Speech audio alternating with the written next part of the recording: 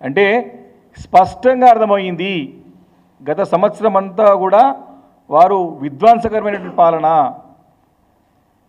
Deception అంటే మోసపూరితమైనటువంటి పాలన, diversion politics అన్నీ కూడా ఈ సంవత్సరం కాలం పాటు అంతా కూడా వారు కొనసాగించినటువంటి సంగతి స్పష్టంగా అర్థమైంది. మేము పదే పదే ఇదే ఒక మెట్రో అప్పుడు ఈ మెట్రో రైల్ ప్రతిపాదనను క్యాన్సిల్ చేస్తే అటు అసెంబ్లీ వేదికగా బీఆర్ఎస్ పార్టీ తరఫున బీఆర్ఎస్ పార్టీ నగరానికి చెందినటువంటి శాసనసభ్యులము, పార్టీ నాయకత్వము, ఇటు బయట కూడా ఆందోళనలు కూడా పెద్ద ఎత్తున జరిగిన సందర్భంలో మేము చాలా క్లియర్గా ఆ రోజు వారి యొక్క 4th సిటీకి మెట్రోని తీసుకుపోతే ఆ రోజు మేము స్పష్టంగా స్పర్శించాం ప్రభుత్వాన్ని.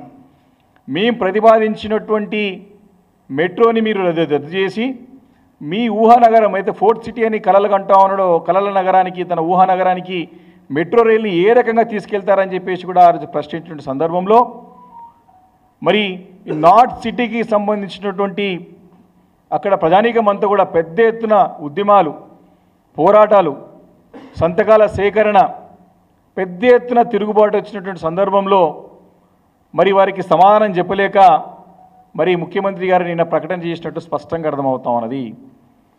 ఇది తప్పకుండా ప్రజల విజయం, బీఆర్ఎస్ పార్టీ విజయం.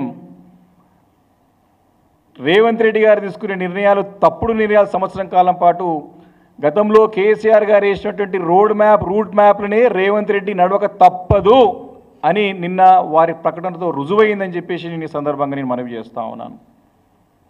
కాబట్టి ఇక్కడితో ఆగకుండా వారు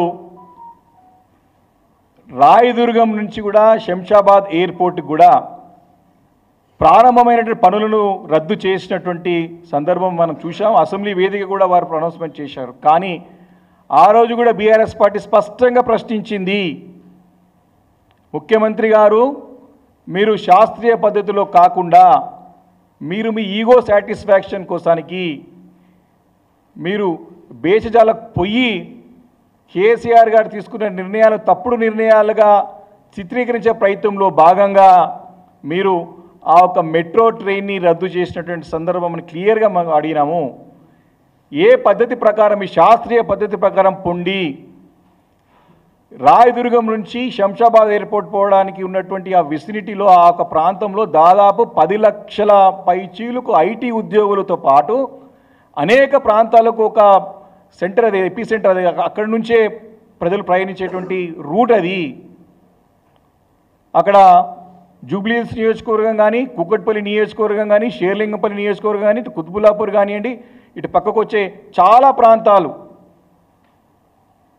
అన్ని ప్రాంతాలు, అటు అదేవిధంగా మహేశ్వరం నియోజకవర్గం కానివ్వండి, అదేవిధంగా మన రాజేంద్ర నగర్ నియోజకవర్గం కానీ, కూడా అన్ని ప్రాంతాల ప్రజలు ఎక్కువ మొబిలిటీ, ఎక్కువ ప్రాంతాలు ప్రయాణించే ప్రాంతం అది. సైంటిఫిక్గా స్టడీ చేసి పనులు ప్రారంభించినటువంటి మెట్రో రూట్ని మీరు రద్దు చేయకూడదు అని బీఆర్ఎస్ పార్టీ ఆ రోజు డిమాండ్ చేసింది. ఈరోజు కూడా చెప్తా ఉన్నాం, మీరు మారినారు కాబట్టి, మీరు మారిన మనస్తత్వంతో పనిచేస్తే ప్రజలకు మంచి అవుతుంది కాబట్టి ఇప్పటికైనా మీరు బేషజాలకు పోకుండా, అది చాలా ప్రజలకు ఉపయోగపడేటువంటి రూట్ అది కాబట్టి దాని తక్షణం ఆ పనులు కూడా మరి పనులు రీఇనిషియేట్ చేసి ఆ పనులు ప్రారంభమయ్యే విధంగా మీరు చర్యలు తీసుకోవాలని చెప్పేసి బీఆర్ఎస్ పార్టీ డిమాండ్ చేస్తూ ఉంది. తప్పకుండా మీరు చెప్పినట్టు కేసీఆర్ గారు వేసిన రూట్ మ్యాప్లు నడవక తప్పదు.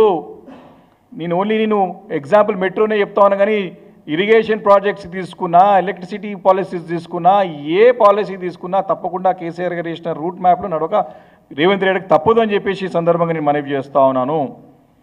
అదేవిధంగా ఎలివేటెడ్ కారిడార్స్, వారు ముఖ్యమంత్రి బాధ్యత చేపట్టిన తర్వాత ఇదే ప్రాంతంలో, ఇదే రూట్లో సికింద్రాబాద్ ప్యారడైజ్ నుంచి మేడ్చల్ రూట్ ఏదైతే ఉన్నదో సుచిత్ర వారికి, మేడ్చల్ చెక్పోస్ట్ వరకు ఎలివేటెడ్ కారిడార్ మంజూరు అయ్యినది. అదేవిధంగా ప్యాట్నీ నుండి షామీర్పేట్ రూట్లో ఎలివేటెడ్ కారిడార్ శాంక్షన్ అయి ఉన్నది.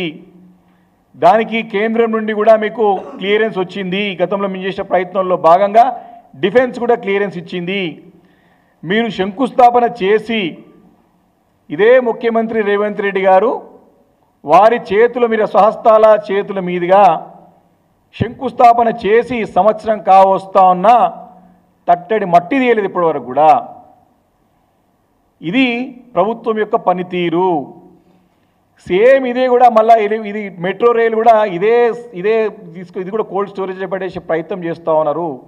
మీరు శంకుస్థాపన చేసినటువంటి హెచ్ఎండిఏ నిధులు ఉన్నటువంటి హెచ్ఎండిఏ ద్వారా చేసే పనులనే మీరు శంకుస్థాపన చేసి సంవత్సరం అయినా పనులు ప్రారంభం కాలేదు, పనులు స్టార్ట్ కాలేదు.